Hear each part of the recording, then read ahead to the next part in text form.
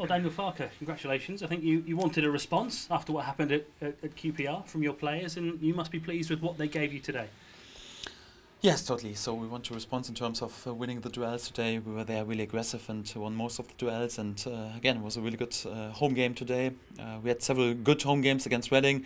Against Fulham was an unlucky result, but today was a totally deserved win. I'm pretty pleased today. I think the comparison with the Fulham game is an interesting one, because today you got into those positions and made the right decisions, took the chances, and it makes such a huge difference, doesn't it? Yeah, it's completely right. So the first half we controlled the game and we didn't give one chance away, not even one shot. But yeah, we're not so clean in our finishing situation. Thank God, Josh was there with an outstanding goal close to the half time in the second half. I think we controlled everything, created many chances, scored several times.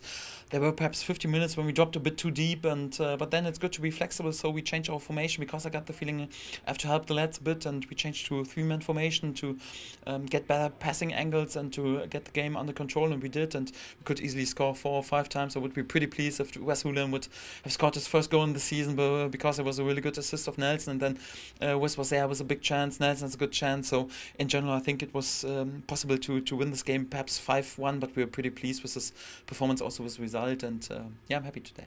And Josh Murphy, he was probably one of those players against Fulham that didn't take the chances, that didn't make the right decisions, but today you see what he's capable of.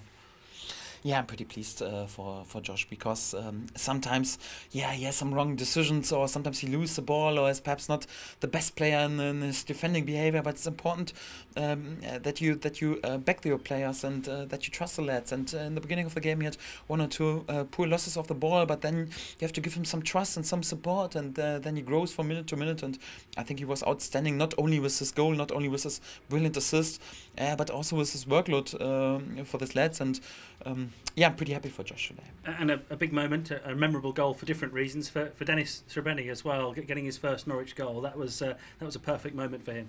Yeah, first goal for a striker is always important, and to have this determining goal, yeah, pretty pleased, because he worked so much for the team. He's always there with an outstanding attitude, with a really good tactical behavior. I think he was brilliant in the recent games, and he's still adapting to the English football, and I think he can even improve. But yeah, he saves so many balls, plays the right passes, always there for the lads, and when you're then there with such a determining goal as a striker, it's pretty pleasant, and yeah, it helps him as well.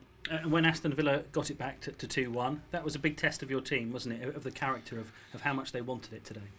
Yes, that's right, and I think in this period we dropped perhaps a bit too deep, and but then yeah, I got the feeling I have to help the lads and to change the formation, and yeah, we did, and then got the game more and more under control, and scored the third goal, and I think then didn't give a chance away. Okay, sometimes there was a set piece or a shoot out of 30 meters or whatever, but we had the better chances, and yeah, it's also always important when there's a setback like a 1-2 to be there with big togetherness and staying further on brave and aggressive, and we did, and for that we deserve the win today. We know where Aston Villa are in the table. With that in mind, was that probably your best home performance of the season? Oh, each game is different, and there are different tasks, and I think we had several good performances. When I think about the first half against Bolton, when I think about the Reading game where we also could score 6 or 7 times, I was even pleased with our performance against Fulham, but I've got the feeling at the moment, so when we got our last home game, so we scored 3 times, we could easily score 6 or 7 times against Reading. We scored 3 times against Aston Villa today, could easily score 6 or 7 times, and between we had the Fulham game where we faced an opponent who is right now 18 games unbeaten, and we're in each and every situation on the better side. We just didn't score the goal.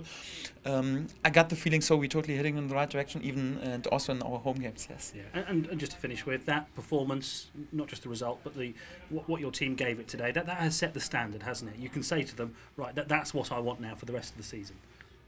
Yeah, we had several games where I said, okay, this I want in each and every game. So football, this league is sometimes close, not so easy to win each and every game, but we're trying to do. So we're trying to be there each and every day with a good performance. And sometimes it's that you don't get your well-deserved credit. So like against the Fulham game, but at least our attitude, our defending behavior, this must be the standard. So I was not pleased with the second half against QPR.